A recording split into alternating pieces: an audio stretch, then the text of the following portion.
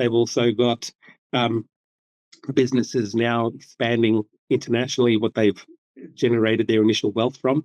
And Maya was actually born in Poland, so yeah, Vietnam is a very international culture, very cross-cultural savvy community, and very aware. It's a unique place. So yeah, getting to meet people like that was great. Then I got headhunted to join VPS up in Hanoi, and VPS had been once part of VP Bank, then it got bought. There was a management buyout, and the entrepreneur who bought that, he wanted to, over the period of time, build it out as a very sophisticated mobile phone friendly app-based personal share trading service. And then he said to me, you can come up to Hanoi. You'll have to relocate because, I want you to work in the head office next to me. But I want you to build out and head an institutional department as well, so we can start to get ready for, Vietnam's transition to a secondary emerging market from its still current, actively traded as a frontier, but it'll become effective traded as a secondary emerging market in September 2026, this year. So I spent 2 years up in Hanoi doing exactly that and helping with the IPO. The company had an initial public offer, and I was fortunate enough to live and work in Hanoi for 2 years. My sons transferred from the Vin School, Ho Chi Minh City, to Vin School Hanoi, and the whole process was brilliant. The British Chamber of Commerce in both cities, brilliant. And if I hadn't have done that, I wouldn't have met the people from Vin Group in such a personal way and be invited to Vin University in such a high-level way.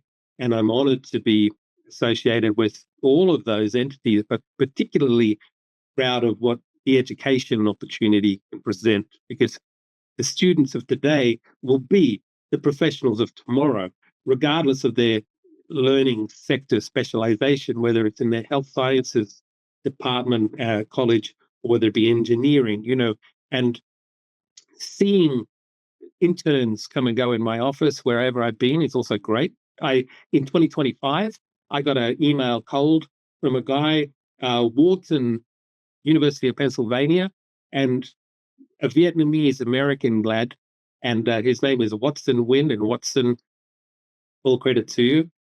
He is out on Team USA breaststroke swimmer, and brilliant athlete. And he asked if he could do an internship. I gave him the opportunity. Of course, I had to check it through with the chairman, and the chairman said okay.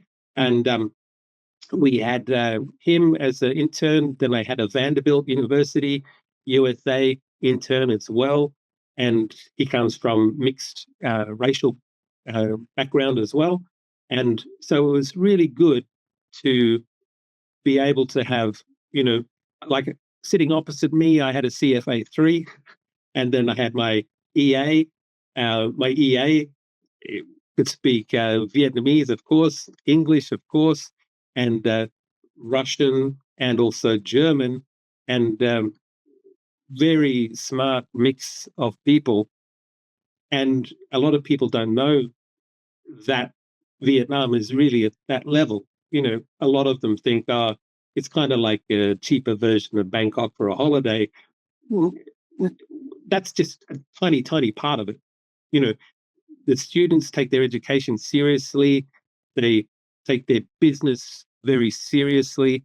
And that's why they've signed more free trade agreements than almost any other nation in the world. And when I interviewed a fellow recently for VPS YouTube's, he was with the law firm, a German one called Luther, and he was very smart to succinctly note that you open your assembly or manufacturing business in Vietnam, you actually gain access to all of that backstory, hard work of building, establishing, and wedding signing off on the Vietnamese free trade agreements with the rest of the world. So you get access similar to a Vietnamese company to all the legwork that's been done. So you can't really fault them on that regard. The ability to efficiently then manufacture and export to the EU, whether it's free trade agreement, UK free trade agreement, many other countries, if not a comprehensive strategic partnership, such as China since 2008. And Australia has one, New Zealand has one, and they've both been signed in recent times, like last year or so.